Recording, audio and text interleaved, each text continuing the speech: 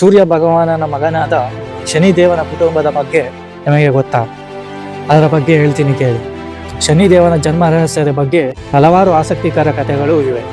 ಈ ವಿಡಿಯೋದಲ್ಲಿ ಶನಿದೇವನ ತಾಯಂದಿರು, ಸಹೋದರರು, ಪತ್ನಿ ಹಾಗೂ ಮಕ್ಕಳ ಬಗ್ಗೆ ವಿವರಿಸುತ್ತೇನೆ ಕೇಳಿ. ಸೂರ್ಯದೇವ ಮತ್ತು ಛಾಯಾದೇವಿಯ ಮಗನೇ ಈ ಶನಿದೇವ. ಒಮ್ಮೆ ಸೂರ್ಯ ಭಗವಾನನ ಪತ್ನಿಯಾದ ಸಂಜನಾದೇವಿ ಸೂರ್ಯನ ತೇಜಸ್ಸನ್ನು ಸಹಿಸಿಕೊಳ್ಳಲಾಗದೆ ತನ್ನ ನೆರಳಿನಿಂದ ಛಾಯಾದೇವಿಯನ್ನು ಸೃಷ್ಟಿಸಿ ಸೂರ್ಯನ ಸೇವೆಯನ್ನು ಮಾಡಲು ಹೇಳಿ ಅವಳು ತಪಸ್ಸಿಗೆ ಹೋಗುತ್ತಾಳೆ.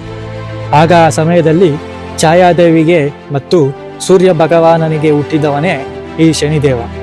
ಶನಿದೇವನು ಕಪ್ಪು ಬಣ್ಣದಲ್ಲಿದ್ದ ಕಾರಣ ಸೂರ್ಯ ಭಗವಾನನು ಅವನನ್ನು ತನ್ನ ಮಗನಾಗಿ ಒಪ್ಪಿಕೊಳ್ಳಲು ನಿರಾಕರಿಸುತ್ತಾನೆ. ತಾಯಿಯನ್ನು ಅವಮಾನಿಸಿದ ತಂದೆಯ ಮೇಲೆ ಶನಿದೇವನಿಗೆ ಕೋಪ ಬರುತ್ತದೆ. ಈ ಕಾರಣದಿಂದ ತಂದೆ ಮಗನ ಮಧ್ಯದಲ್ಲಿ ವೈರತ್ವ ಉಂಟಾಗುತ್ತದೆ. ಇನ್ನು ಶನಿದೇವನಿಗೆ ಯಮ ಮತ್ತು ಯಮುನಾ ಎಂಬ ಸಹೋದರ ಸಹೋದರಿ ಇದ್ದರು. ಇವರು ಸೂರ್ಯ ಭಗವಾನ್ ಮತ್ತು ಸಂಜನಾದೇವಿಗೆ ಜನಿಸಿದವರು.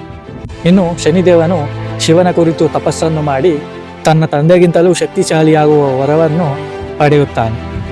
ಇನ್ನು ಶನಿದೇವನ ಸಂಸಾರದ ವಿಷಯಕ್ಕೆ ಬರೋದಾದರೆ, ಶನಿದೇವನಿಗೆ ಇಬ್ಬರು ಪತ್ನಿಯರು, ಮಂದಾದೇವಿ ಮತ್ತು ಜ್ಯೇಷ್ಠಾದೇವಿ. ಶನಿದೇವನಿಗೆ ಮಾಂದಿ ಮತ್ತು ಕುಳಿಗನೆಂಬ ಇಬ್ಬರು ಪುತ್ರರು ಇದ್ದರು ಎಂದು ಪುರಾಣಗಳು ಹೇಳುತ್ತವೆ. ಆದರೆ ಪತ್ನಿ ನೀಡಿದ ಶಾಪದ ಪರಿಣಾಮವಾಗಿ ಶನಿದೇವನು ತನ್ನ ಮಕ್ಕಳನ್ನು ನೇರವಾಗಿ ನೋಡಲಾಗದ ಹಾಗೆ ಅವನ ದೃಷ್ಟಿ ವಕ್ರವಾಗಿದೆ ಎಂದು ಪುರಾಣಗಳು ಹೇಳುತ್ತವೆ.